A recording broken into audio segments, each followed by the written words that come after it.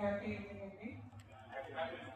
First time ఇంత మంచి gathering నేను కూడా గెస్ట్ లాగా రావడం అనేది ఫస్ట్ టైం మెమరబుల్గా ఉండిపోతుంది ఎక్స్పీరియన్స్. నన్ను ఇన్వైట్ చేసిన శ్యామ్ గారికి, వెంకట్ గారికి అందరికీ హార్ట్ఫుల్ థ్యాంక్స్ చెప్తున్నానండి. నా జర్నీ ఎలా స్టార్ట్ అయిందనేది సింపుల్గా చెప్తాను. మనమందరం కూడా ఒకటే స్కూల్లో కాలేజీలో చదువుకుంటూ ఉంటారు కదా, కానీ ఫస్ట్ ర్యాంకులతో సెకండ్ ర్యాంకులతో కంప్లీట్ చేయాలంటే కష్టం అనిపిస్తుంది. అవునే కదా, 90% తెచ్చుకోవాలంటే చాలా కష్టమైపోతూ ఉంటుంది ఒకసారి. ఇంకా వాళ్ళకి బీట్ చేయాలంటే మనం ఇంకొక మంచి దారి ఏముంటుంది అని కూడా ఆలోచిస్తున్నాం. సో అట్లా ఆలోచించి నేను స్పోర్ట్స్ ఎంచుకున్నాను. So though I'm BTech graduate, I'm also college person. So దాంట్లో నేను ఎందుకు తీసుకున్నాను అంటే, నేను అందరికంటే డెఫినెట్గా ఫిజికల్లీ ఫిట్గా ఉండాలి, స్ట్రాంగ్గా ఉండాలి అని నా ఇన్నర్ ఫీలింగ్ ఒకటి. సో అందరిలాగా ఇప్పుడు స్టేజ్ మీద నేను ఎట్లా ఇన్వైట్ చేస్తే స్టేజ్ ప్రైజ్ తీసుకుంటే ఎలాంటి మెమరీ గుర్తొస్తుంది, నాకు అప్పుడే మెమరీ గుర్తొస్తుంది. ఎన్నిసార్లు ఎన్ని ప్రైజ్లు అంటే అమ్మ నువ్వు బ్యాగ్ తెచ్చుకో, అన్ని అందులో వేసుకో. So from running to all athletics లో నేను పార్టిసిపేట్ చేసి అన్నింటిలోనూ ప్రైజ్ తీసుకున్నాను. So I'm overall champion in sports in my engineering college. First difference తర్వాత మళ్ళీ ఐఎంఈసి గ్రాడ్యుయేట్ చాలా మంది అప్పట్లో computers programming software engineers అవ్వాలనుకుంటున్నారు.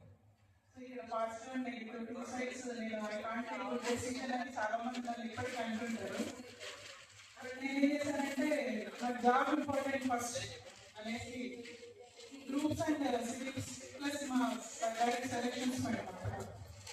I was just only 6 months completed after just certificate తీసుకుని 6 months అయినాక and I got selected into this course.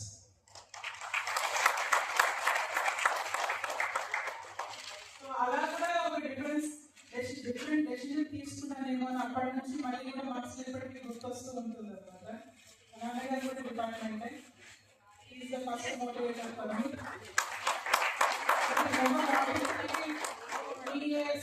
Sub Inspector in the police department, but he wanted me to be very strong and to be capable of every profession. అట్లా దానిలో తీర్చిదిద్దారని అనుకుంటాను నేను.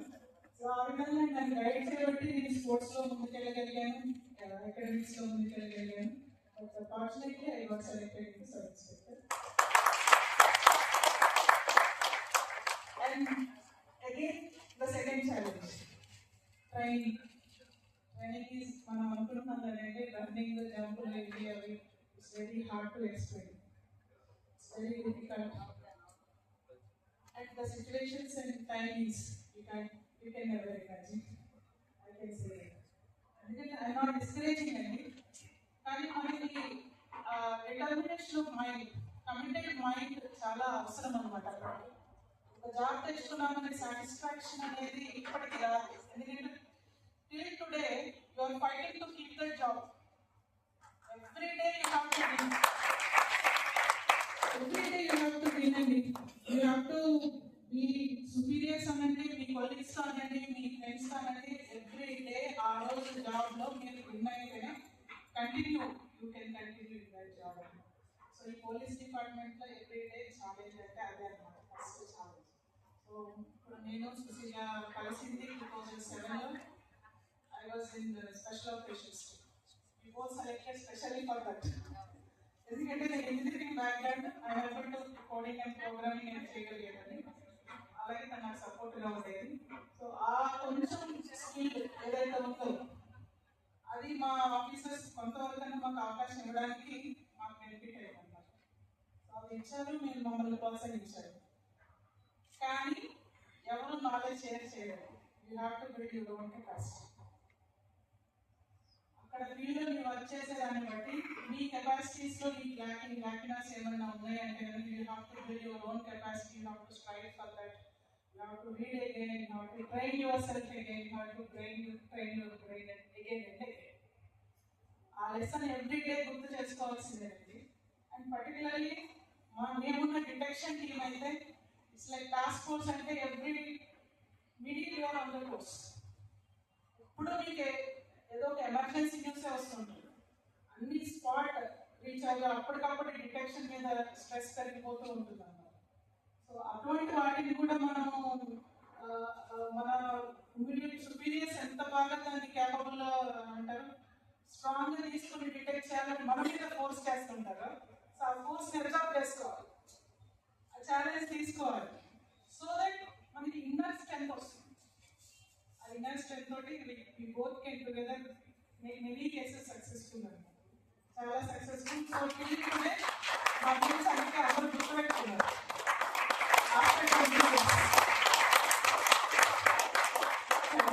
Thank you, madam. Next, madam, guరించి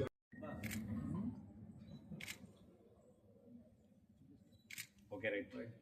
Thank you.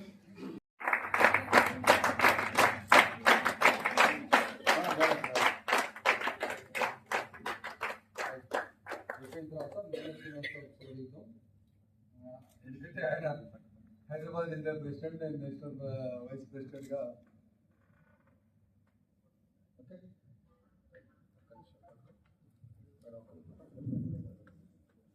ఇందులో ఒక ముఖ్య విషయం ఏంటంటే ఇందులో ఉన్న ఒక సబ్ ఇన్స్పెక్టర్ గారు కూడా మనకు ఇంపాక్ట్ సర్టిఫికేట్ ఏంటంటే లాస్ట్ 155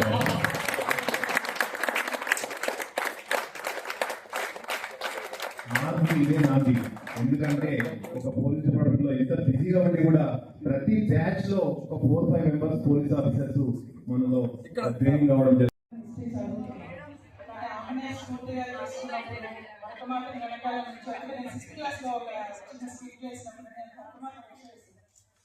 సో అప్పటి నుంచి నాకు ఆ మెమరీ ఏంటంటే దేశానికి ఏదైనా చేయాలి, మనం కూడా మన దేశాన్ని కాపాడుకోవడానికి మన వంతుగా ఏదైనా చేయాలి అనేది ఒక చిన్న కోరికలాగా లోపల ఉండిపోయింది. సో ఆ యొక్క ఇంట్రెస్ట్ తోటి యూనిఫామ్ వేసుకుంటాం.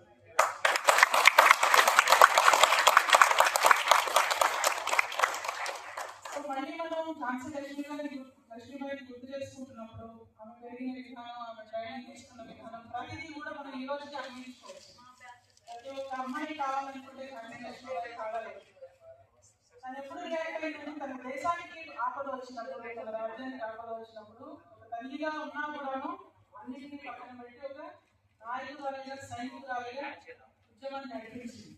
సో మనం అందరం మదర్స్ అయినా కూడా ఎన్ని బాధ్యతలు ఉన్నా కూడా మన చుట్టూ ఉన్న సమాజానికి సేవ చేయాలనుకున్నప్పుడు, సమాజంలో సమస్య వచ్చినప్పుడు మనమే ముందుండి నాయకురాలుగా ముందుకు తీసుకెళ్ళి దాన్ని ఎదుర్కోవాలనేది నా యొక్క request. Every mother has their capacity. మదర్గా ఉన్నప్పుడు అవన్నీ ఆలోచన వస్తాయి లోపల నుంచి.